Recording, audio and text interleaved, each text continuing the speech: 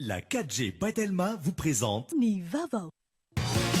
Arofinaritra miaraka amin'ny boky mazika ny Blue Line TV Manolotra anao ny fampalalam-bavao. safidy tsara indrindra.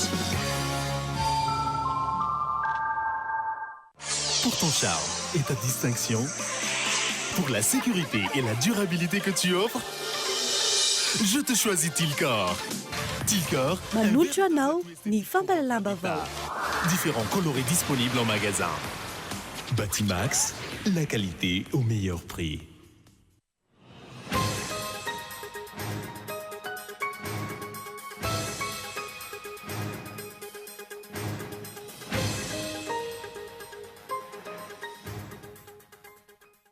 Andro Vitsmonja mialohan'ny tsy maintsy nametrahany filoham-pirenena teo aloha ery rajonary mampianina fialana dia nanambara ny CAP na ny coalition pour des accords de pêche équitable fa nanao fifanarana antsokosoko tamin'ny orinasa Century Investment Development Corporation ny tenany tany Chine ampiditra sambo mpanjony sinoa miisa 307.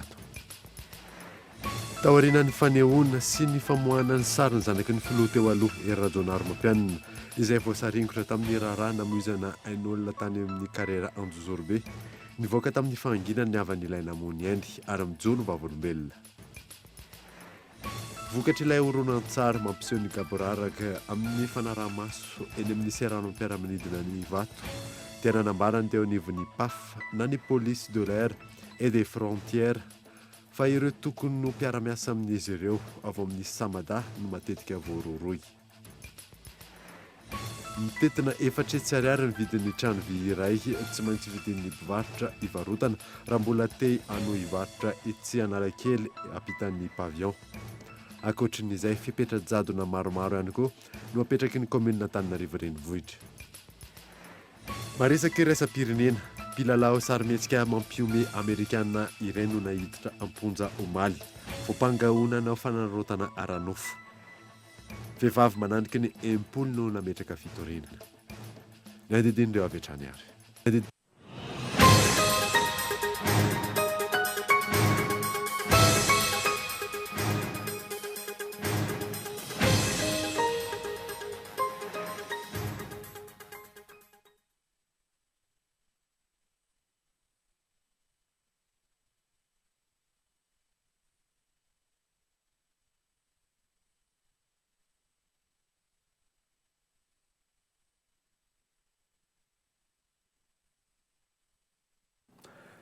Miaraba tompoko lasy sy tompoko vavy tonga sondray eto amin'ny fotoanany vaovao eto amin'ny Cool TV ka manasanao ary anaraka izany hatramin'ny farany. Anomboantsika ny vaovao dia Andro Vitsmonja mialohany tsy maintsy nametrahany filoha teo aloha ery rajonary mampianina fialana dia nanambarany CAP fa nanao fifanarana antsokosoko tamin'ny orinasa iray ny tenany tany Chine ampiditra sambo mpanjono sinoa miisa 307 rary saona iandry.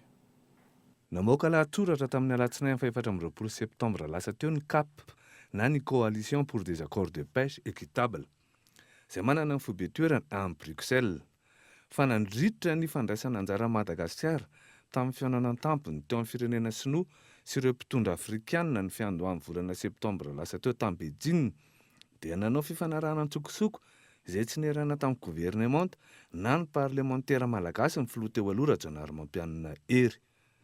Fifanarahana tamin'ny fikambanana orinasa Taihe Century Investment Development Corporation izay haritra folo taona ka samby mpanjono sinoa miisa 307 no ampidirina anjono eto amin'ny sisin-dranomasina Madagasikara. Araka ty lahatsoratra navoaka ny KPT hatrany dia mampanantena ity fikambanana orinasa sinoa ity fampiasa vola mitentana 2.7 miliara dolara amerikanina mandritry ny 10 taona ao anatin'izay antsoiny hoe économie bleu durable ho tamby ny fampidirana ireo sambo sinoa miisa 307 ireo izay anjono eto amin'ny sisin-dranomasina Madagasikara ary amorona hasatra any amin'ny ray alina ho amin'ny malagasy hondo. Nambaran'ity lahatsoratra navoaka ny CAP ity fa fanampitena tanteraka ireo mpanjono madinika sy ny harenan'ny ranomasina Madagasikara ity fifanarahana sy ny fampiarana natao amin'ny filoha teo aloha rajonary mampianina ery ity. Tsaro fantatra fa ny sambo iray amin'ireo sambo mpanjono sinoa ireto dia mitarika farafahakeliny 5 ambin'ny 10 kilometatra ary anjono sy arato. azo everina ve no fahandringanany azan-dranomasina malagasy raha sambo misy 300 ampitomboina 10 kilometatra no hiara andrato ireo azan-drano malagasy ireo. Nametraka ny ay nyty lahatsoratra ity amin'ny hoe fotoana kely mialohany ny anatanterahana fifidianana filoham-pirenena te Madagasikara no nanao fifanarahana io ny filoha teo aloha Rajaonala Mampianina Hery. Inona marina no ambadika ity fifanarahana miafina ity.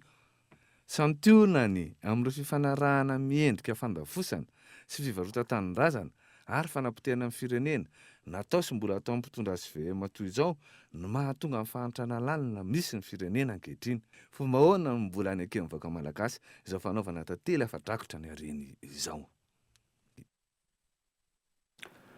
Nosakanana tamin'ny ora farany ny famoahana ny vokatry ny sondage politika izay nokarakarain'ny FES mety hiteraka korotana mialohan'ny fotoanan'ny fampelezan-kevitra sy mandritry ny fifidianana izany raha ny fanazavana azo fomba fanao izay nanaitra ny be sy maro amin'ny mahatany demokratika ny Madagasikara ka eto Andriatsilavo.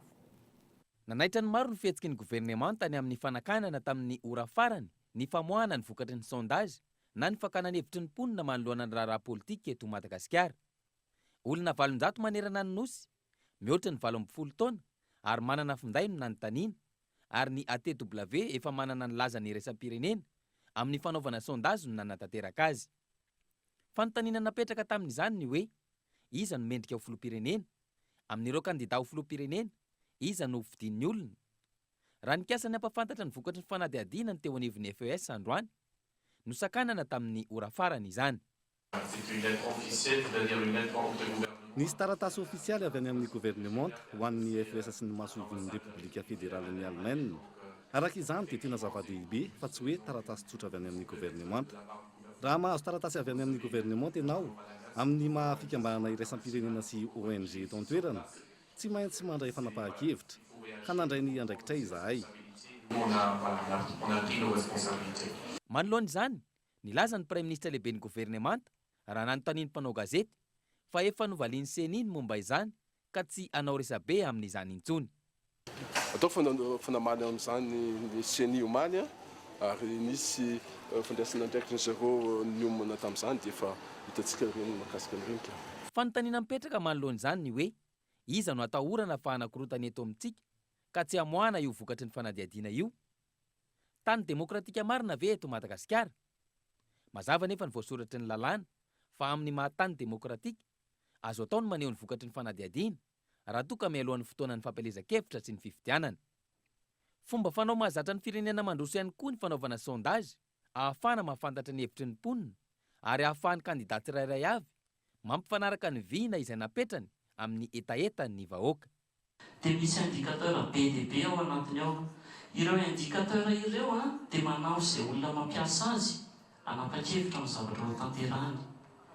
Tsy miolona fotsiny izany amin'ilay hoe iza no lany eo, iza no fidin'ny olona anankiray, fa inona koa no mampiasa sainan'ny olona, inona ny zavatra angatahan'ny olona, inona ny zavatra tatiavin'ny olona ho amin'ny firenena anankiray. Raha me ohatra anareo any Fransa zao isan-kerinandro ny magazine na ny revue dia mamoaka foana résultat-na sondage politique, cote de popularité amin'ny homme politique na femme politique frantsay ohatra zany. Inona ny utilité amin'izany ho an'ny firenena anankiray miresaka demokrasia isika? Rehefa misy an'io sondage politique io, izany hoe misy résultat mivoaka matetika isan-kerinandro na isam-bolana, dia manana balizy ny mpitondra ny gouvernement zany, misy balizy, misy décision raisiny. Raha ireo rehetra ireo nijerena, mbola sarotra ny fanehoana hevitra ny kalalahana eto amintsika. Misy ihany koa ny antsoina hoe censure ary tsy voahaja ny zon'olombelona amin'ny fahafahana maneho ny heviny. Ankoatr'izay, tsy natao hiteraka korontana araka ny fiheveran'ireo mpanao politika azy akory ny vokatry ny sondage, fa kosa natao hanatsarana ny fomba fiasa sy ho fihainoana ny feon'ny vahoaka amin'ny fotoana voatondro. Taorian'ny famoahana ny sarin'ny zanaky ny filoha teo aloha Hery Rajaonala Mampianina izay voasaringotra tamina raharaha namoizana ain'olona tany amin'ny kariera Anjozorobe nivoaka tamin'ny fahanginany avany ilaina mony ainy ary nijoro ho vavolombelona ka eto Andriatsilavatra. Efa nampitaina teto amin'ny fampahalalam-baovaon'ny Kolo TV fa miverina amin'ny tsikafona indray ary voapirofo fa mandainga ny filoham-pirenena teo aloha raha nilaza tany Avoloha fa tsy tany Anjozorobe ny zanany izay voasaringotra tamina raharaha fahafatesana mpitrandraka madinika iray teny amin'ny karera Anjozorobe. Ny 5 Martsa 2024 teny Avoloha tsy ahivony no nangataka pirofo ny filoha teo aloha. Taty aoriana voapirofo tamin'ny alalan'ny sary avy amin'ny loharanom-baovao fa teny atoerana tokoa ny zanaky ny filoham-pirenena teo aloha, nanao ambonin'akanjo fotsy sy jokinina mainty ary nitondra pistolet automatika teo ambalahany. Narahana sandary sy miaramila ny lanja basy. Araka izany, nivoaka tamin'ny fahanginany ny havan'ilay namoiny ainy sy ireo nanatry maso tany an-toerana tamin'ny andro ny fanafiana ny kariera. Ny tonga teo tokoa moa reo dia tsy nisy alaharo rehefa tonga teo ambony teo fa nandeha ny tifitra basy variraraka, nandeha ny fandorona trano, nitsoaka ny rehetrarehetra. Very teo daholo zay fara-pananana zay teo am-pelatananay, ny sakafo, ny vato, indrindra moa ireny mpivarotra tao reny na vilany na sotro ray raha tsy nisy azo nitsimponina hoe mba halaina. Fa defa nandeha moa zany zay fampihorohorona zay miaraka amin'izay poabasy zay dia ny rehetrarehetra moa samy nitsoaka nandositra izay ny afara no tsy fahitana ny tompoko lahy mandinisoa satria poabasy tsy voaisa tsony le poabasy tao zany, tena tifitra variraraka avy any nahazo miaraka amin'ny fandoroana trano sy fandroahana le olona. Fananana rehetra very teo, zahay mpitrandraka vato moa zany dia efa very any ny vato ngamba mety eo amin'ny 500 kilo latsaka ny vatonay efa la very tagny miaraka amin'izay sakafo rehetrarehetra. Fa tiantoko mihitsy ny zavatra nanjoanay ary mampalahelo fa na ny zo maha olombelona tsy nisy tamin'izao fotoanandro zay zany. Ka ny filoha moa tamin'izao fotoanandro zay milaza fa tsy tany ny zanany, zahay tsy hitanay zay malina azy fa zahay dia nahita ny zanany tao ary niaraka mikagoly. Fa ny afantarana azy fotsiny hoe izy io izy tsy miteny, izy tsy miresaka fa dia izy mitsangana miaraka amin'ny kalaka teo amin'ny kariera zay nisy anay. Ny miaramilany moa zany no nandoro trano sy nampoabasy nanao tifitra vararaka avy any. Zay zany ny zava-nisy tagny fa mbola fitipitiniko zany zay zava-nisy zay fa. Araka izany, miampy ny pirofo milaza fa nisy famonoana sy fandatana olona tany an-toerana tao amin'ny kariera izay nahatana olona mihoatra ny 507 raha ny fanazavana. Ankilan'izay, mangataka ny toerana nandevenana ny havana izay mbola tsy hita hatramin'izao izy ireo.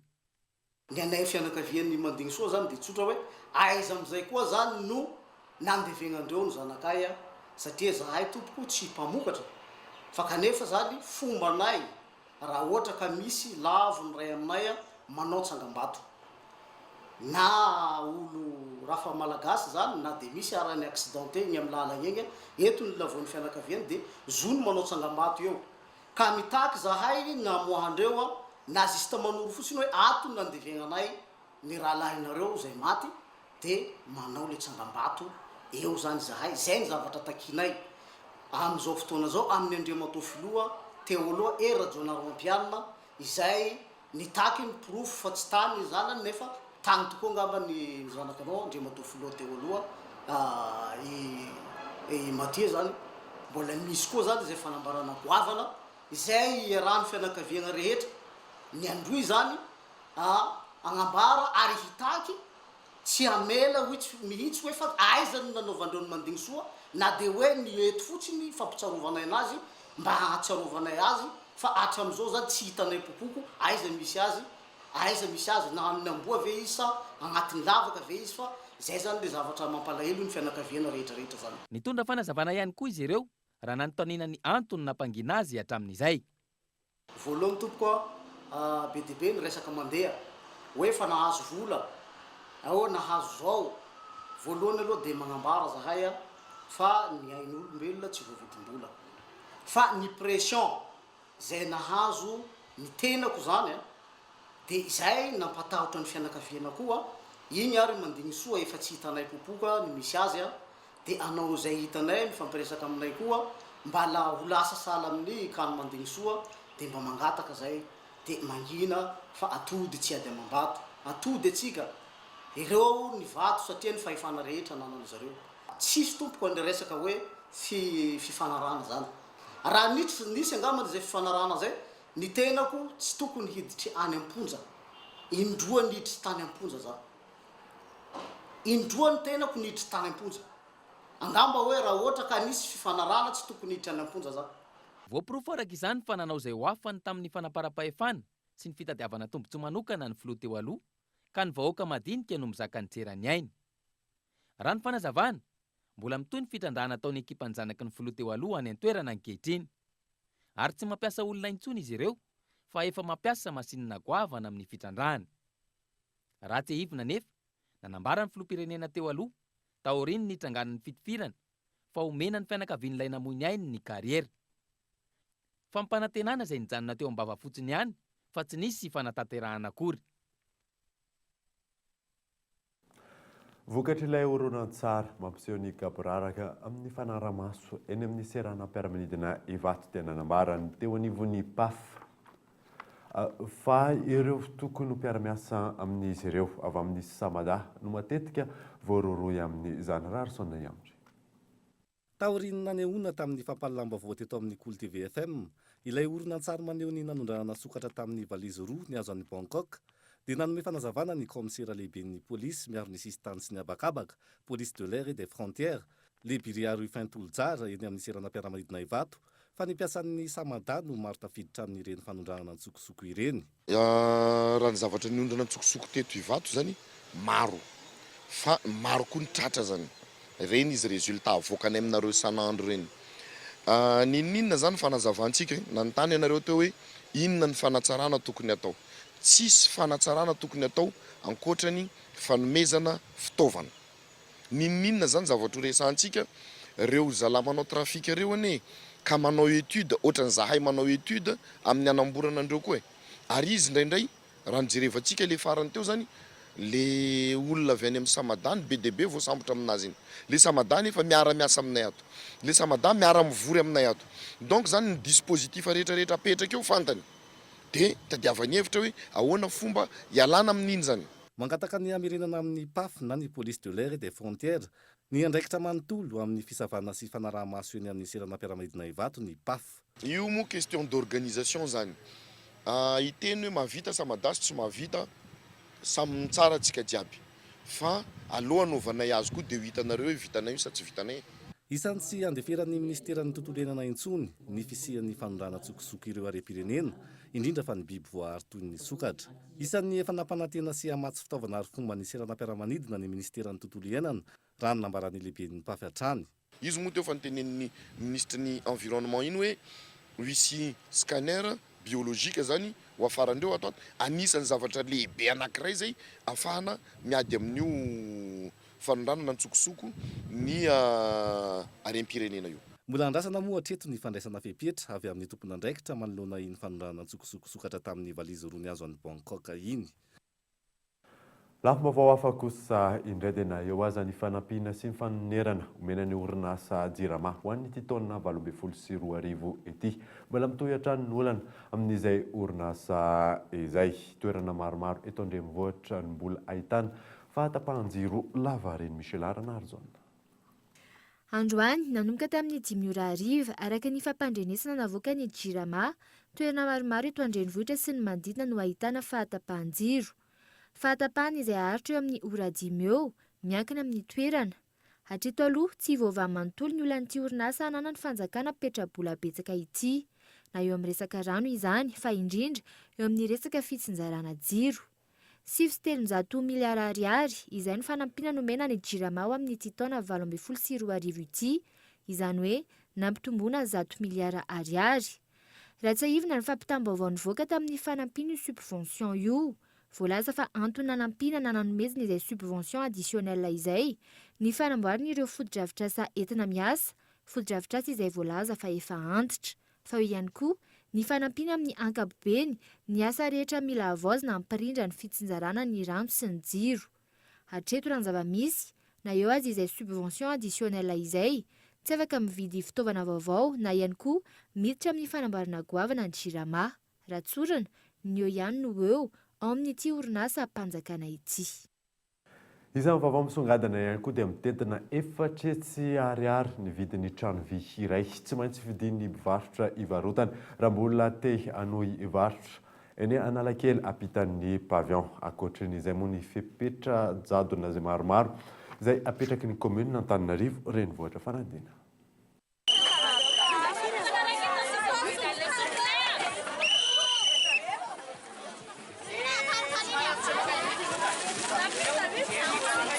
Orakoraka, tsiotsioka, fifanosehana, fangoronana tsy misy indrafo ny entana amidin'ireo mpivarotra. Io no namintona ny zava-nitranga teto amin'ny tsenany Analakely ampitan'ny pavion androany maraina. Manoloana ny fikasan'ny commune aka ny refin'ny toerana izay misy ireto mpivarotra tsirairay ananganana trano vy. Trano izay vidina amin'ny vidiny 4 hetsy ariary. Raha ny refiny indray manodidina ny 1 metatra mahery kely eo no sady tsy maintsy mbola handoavana vola isam-bolana any anatin'ny kitapom-bolany commune. Matsiaro voailika sy tsy matoky ny mbola iverina azo toerana izay efa nahazatra azy ireto mpivarotra raha toa ka vita ny fametrahana ireo trano vy.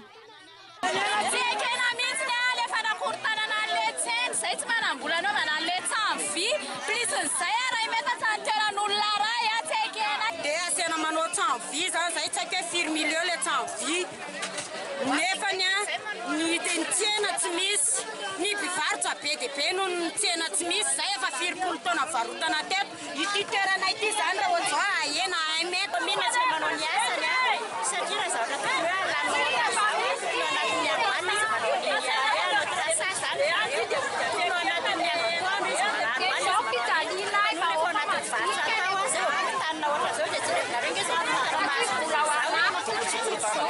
tokony alama fotsiny le izy zay tokony misy karaha ny anay ve tompoko raha ohatra hoe vandrona midinay mety atinay amin'ny tsavy ve zany vao madinina midinay mety atinay amin'ny tsavy ve zany ny vao madinay tombarotra amin'ny vandronay ohatsina dia andoavana 1 million ve zany zao le amin'ny voandro dia ohatr'izay ihany koa le vao madina le izy zany dia tena dijadona fotsiny tsotro zao le izy trano vy mbola vola ivoaka ty zay ary zao tsy manam-bola ampianarana zanakay entana midinay raha tsy misy.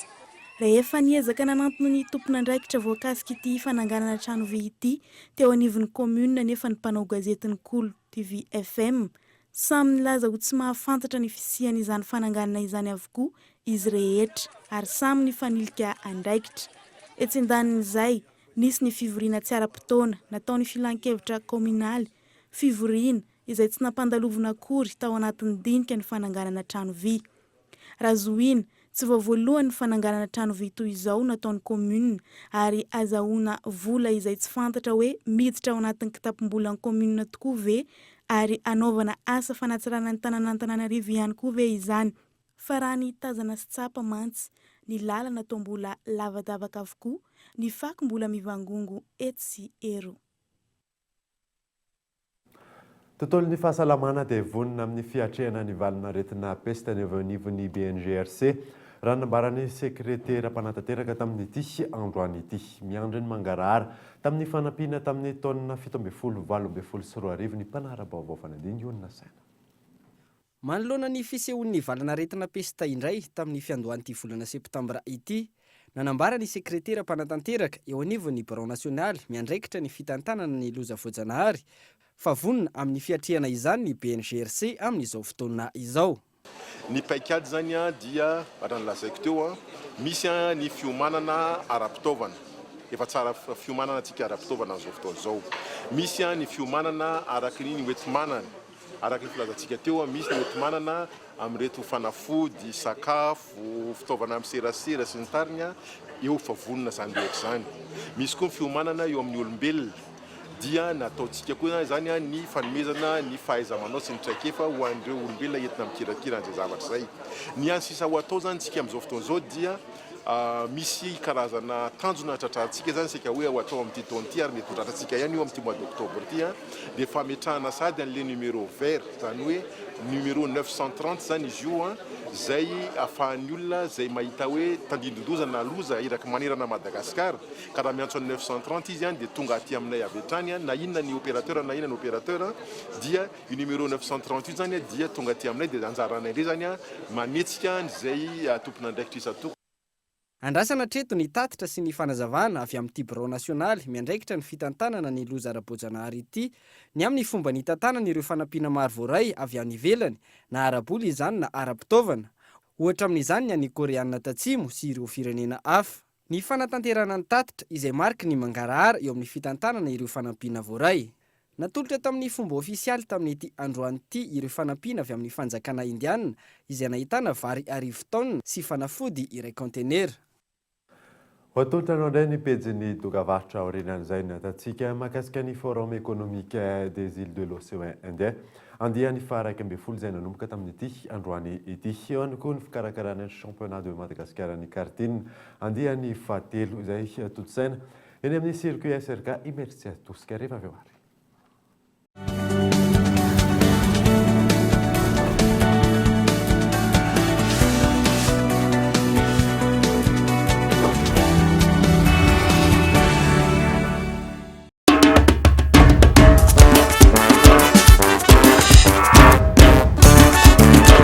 Big Crystal hitanao eny amin'ny mpivarotra rehetra na any am-piasana na any am-pianarana naizanaiza ny ampiasanao azy azo antokatrany mateza ary tsy mora simba stylo Big Crystal maharitra. Le Conservatoire national des arts et métiers Madagascar organise EducCNAM, la formation supérieure à l'ère du numérique. Le 4, 5, 6 octobre 2018 à l'hôtel Carlton à Nice. EducCNAM ouvre ses portes aux bacheliers, demandeurs d'emploi et aux professionnels. EducCNAM, journée informative du CNAM, exposition des sponsors. Le jeudi 4 octobre à 15h, conférence sur le thème Les outils de développement du CNAM, disposée par Monsieur Thibaut Duchesne, adjoint de l'administrateur général du CNAM. Le jeudi 4 octobre à 16h, conférence sur le thème La vente, les techniques de vente, disposée par Madame Maria Béatrice Salgado, enseignante-chercheur, responsable de l'équipe pédagogique ICSV. Vendredi 5 octobre à 14h, conférence sur le thème Big Data, Mirage ou Eldorado, disposée par le professeur Avner Barhen, titulaire de la chaire statistique et données massives. Apprendre au CNAM change votre vie. Éduque CNAM, yes we CNAM. Oui, appel vers tous les opérateurs.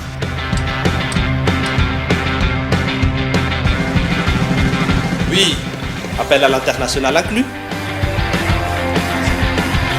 Oui, mes SMS, je ne les compte plus.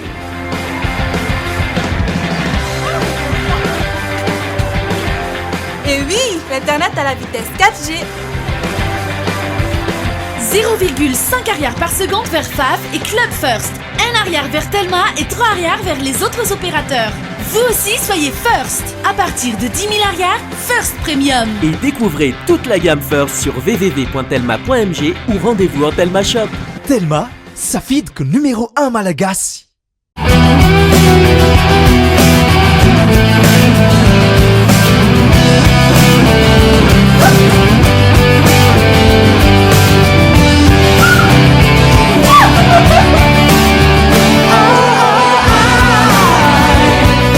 Un choix audacieux en un clin d'œil. Nouveau forfait Wana. Forfait mix jusqu'à 7 gigaoctets d'internet, disponible sur 123.orange.mg. Orange. Pour ton charme et ta distinction, pour la sécurité et la durabilité que tu offres, je te choisis Tilcor. Retrouvez la tuile en acier traitée revêtue de pierres naturelles de Tilcor. Résistant au climat tropical, au vent violent pour une garantie anti-corrosion de 25 ans. Tilcor, un véritable atout esthétique pour votre habitat. Différents colorés disponibles en magasin. Batimax, la qualité au meilleur prix. Arifnat, miaraka amin'ny boky magique an'ny Blue Line TV, ny foot, film, série, dessin animé, ny vaovao maneran-tany, télé-réalité. Araraoty fa amin'izao fotoan'izao dia 0 ariary ny décodeur raha maka boky magique mandritra ny 3 volana ianao. Ary rehefa mampiditra fahana mialoha dia mahazo bonus 7 andro be izao ahafahanao mijery ireo chaîne rehetra. Blue Line TV, safidy tsara indrindra.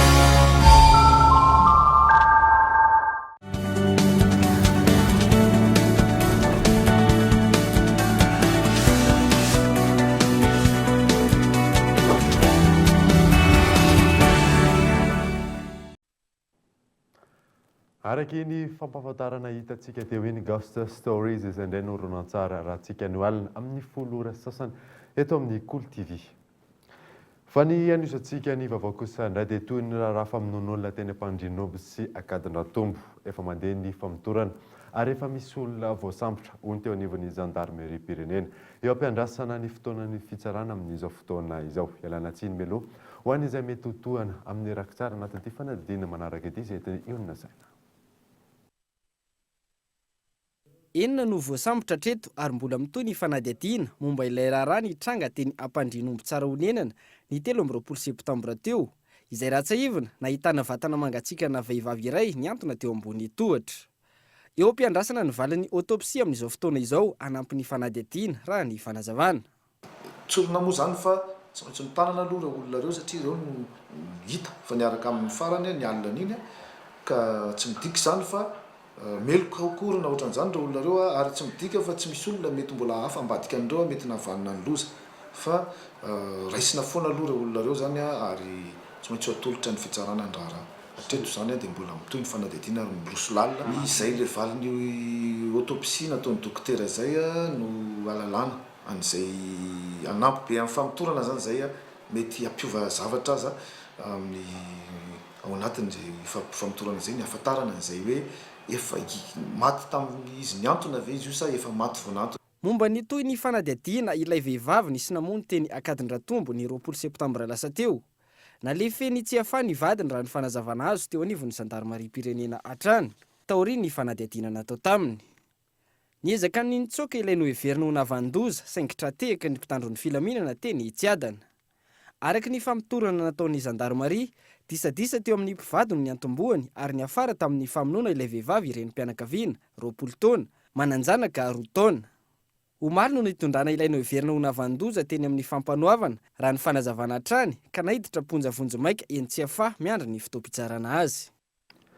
Lafo mavao hafa kosa indray dia manjavozavo ny fampiarana marina ny vidiny tena izy amin'ny vidin-tsolika eto Madagasikara. Taoriana ny fifanaovatso ny fifanarahana amin'ny fanalefahana izay vidin'ny solika izay mbola olana ho an'ny Madagasikara hatreto ny fandratratrarana izany raha ny fanazavana azo Michel Arnardo. Inona marina no atao hoe vidiny tena izy na vérité de prix fanontaniana iray izary manjavozavo ny valiny ho an'ny rehetra. Raha ny fanazavany mpahay-toe-karena iray tepika maromaro no mamaritra ny antsoina hoe vidiny tena izy. Mahakasika le vérité de prix raha antsika mahita ny tantaran'izy io zany aloha dia hoe taorianantsika nandray nanaiky an'ilay atao hoe facilité élargie de crédit tamin'ny taona 2010 teo ka hatramin'ny 2010 teo dia niditra tanteraka tao anatin'ilay atao hoe vérité de prix tsika. Ny vérité de prix moa zany dia tsy inona fa hoe fampiarana ny amin'ny resaka tsenam-barotra eto Madagasikara na iraisam-pirenena zany dia ampiarina le atao hoe vidiny tena izy. Na moa le mandrafitra an'ireo vidiny tena izy tafiditra ao anatin'io daholo zany na ny sehatra hoe ny vidiny amin'ny tsena iraisam-pirenena miaraka amin'ireo ny resaka fampiarana atao ihany koa hoe ny coût de transport sy ny resaka ny coût rehetrarehetra mamaritra le atao hoe vidina zavatra anankiray zany. Raha tsorina zany ny atao hoe vérité de prix dia hoe ny tsena no mamaritra ny vidiny zavatra anankiray. Amin'ny lafiny toe-karena isan'ny voakasika sy voaresaka matetika ny fampiarana ny vidiny tena izy amin'ny vidin-tsolika eto Madagasikara. Hatreto raha ny fanazavana hatrany mbola olana ho an'ny Madagasikara ny fahatratrarana izany nateo aza ny fifanaovatso ny fifanarahana amin'ny fanalefahana izay vidin'ny solika izay. Ohatra hita dia hoe raha ny tena vérité de prix marina mampiarina eto Madagasikara dia mbola mety tonga hatrany amin'ny 100 ariary ny vidin'ny solika io, miampy amin'ny 100 ariary ihany zany. 300 ka hatramin'ny 100 ariary eo zany no calculen'izareo azy. Fa izy io zany eto Madagasikara atao hoe vérité de prix progressif na hoe mandeha tsikelikely zany le izy.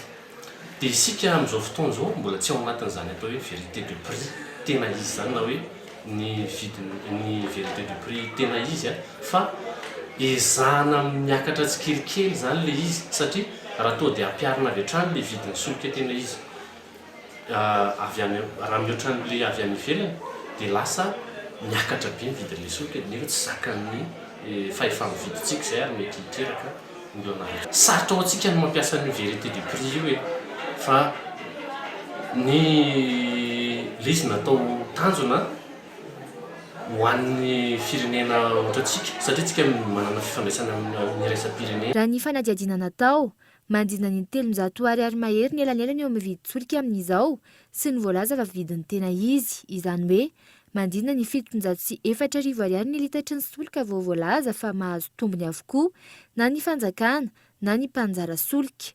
Elanelany izay ahina iova miankina amin'ny vidy solika eo amin'ny tsena iraisampirenena sy ny sandam-bola ary sakana amin'ny fampiarana marina izay vidiny tena izy izay.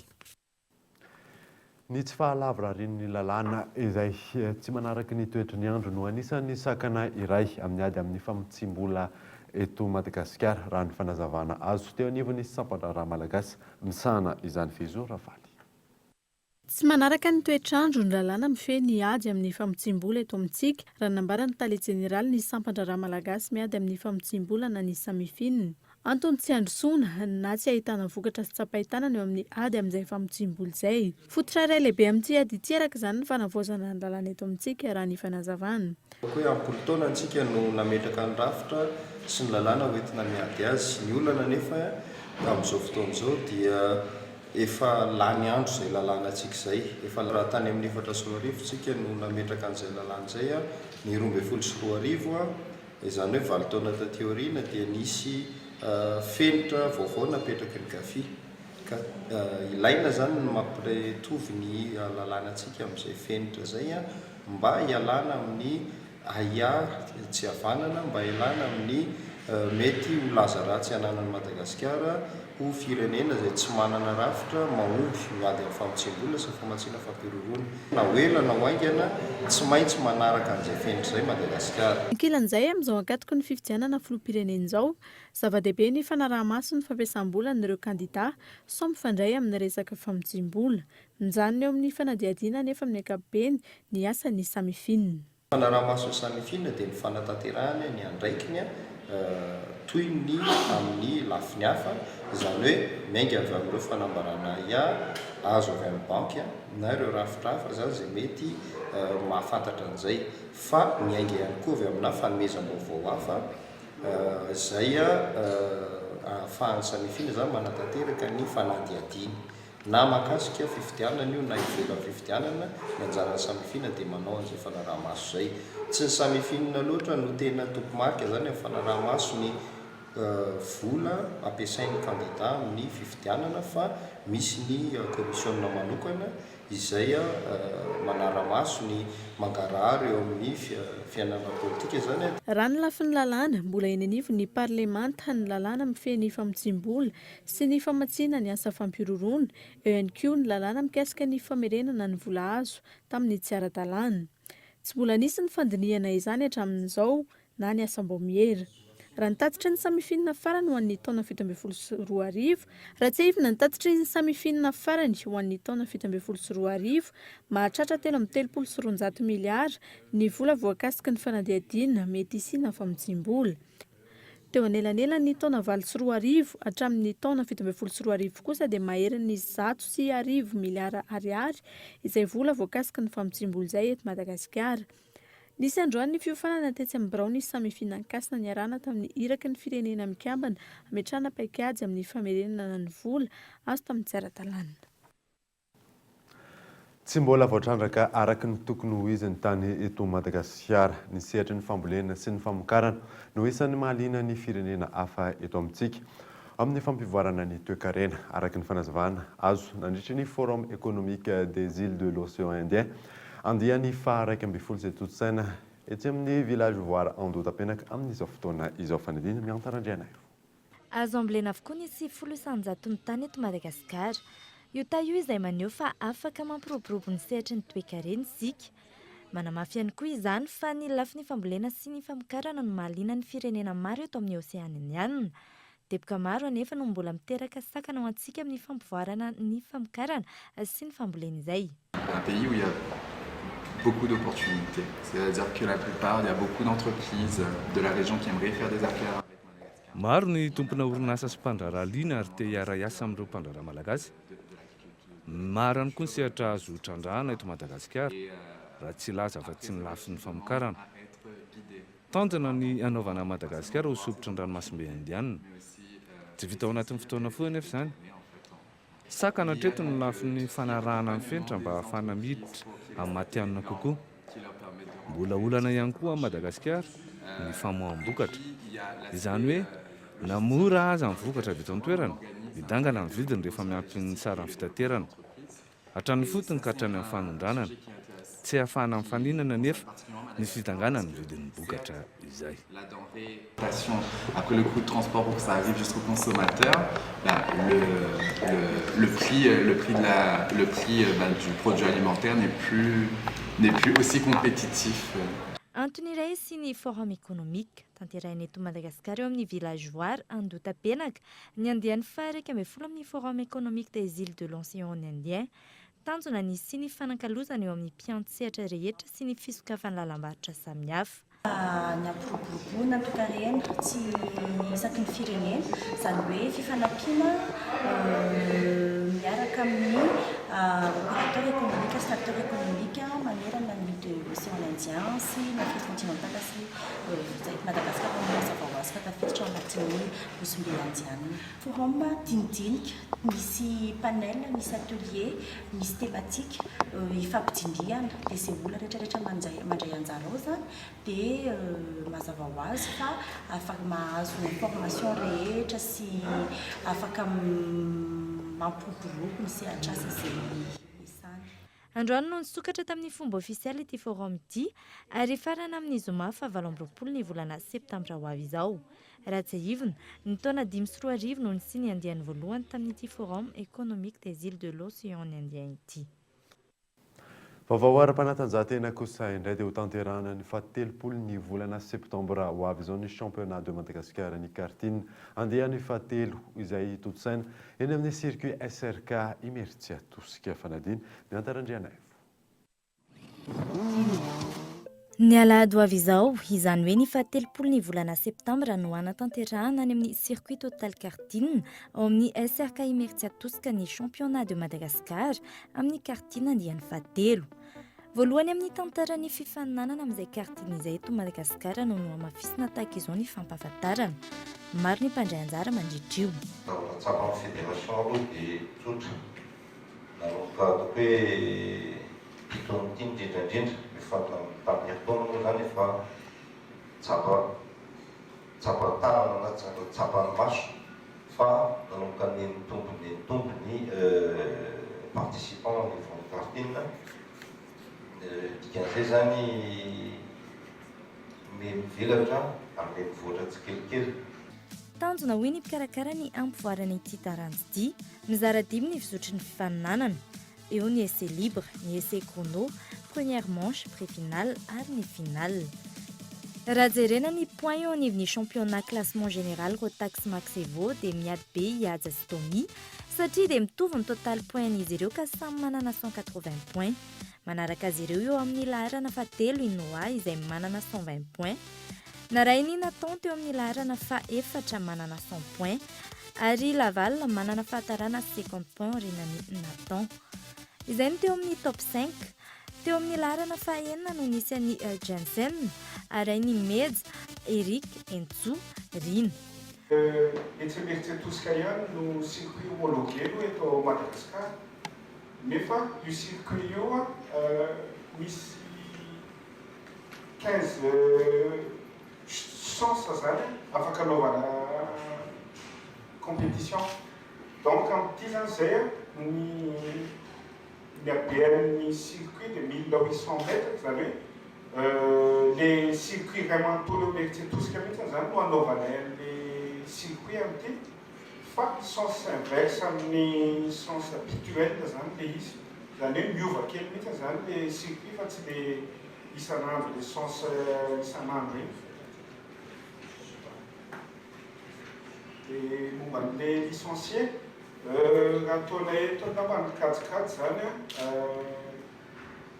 efa misy 50 licencié any zay amin'izao miaraka amin'ny minime zany satria zany zay zao efa manaraka le règlement sy KFIA dia finale zany nenay finale sèche ny filazana azy dia zay tonga voalohany eo any zany ny premier dia araka le fatongavany le pilote eo zany déterminer un classement général. Aorian'ity andiany fahatelo ity isy ihany koa ny andiany faefatra sady farany ho amin'ity taona ity.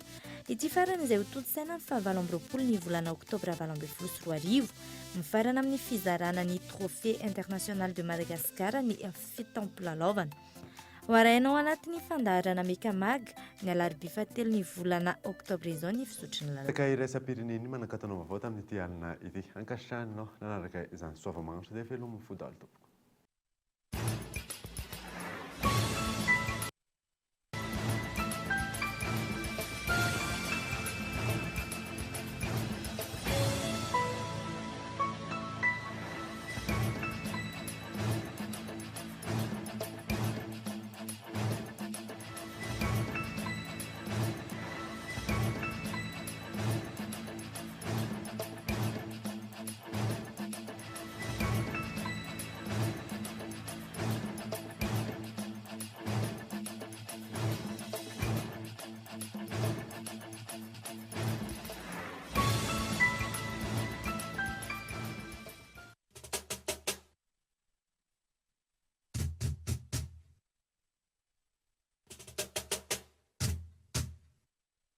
Chez Batimax, composez les couleurs de votre choix avec la peinture Trix. Narainao teo ny fampalalambavao miaraka tamin'ny Batimax, la qualité au meilleur prix.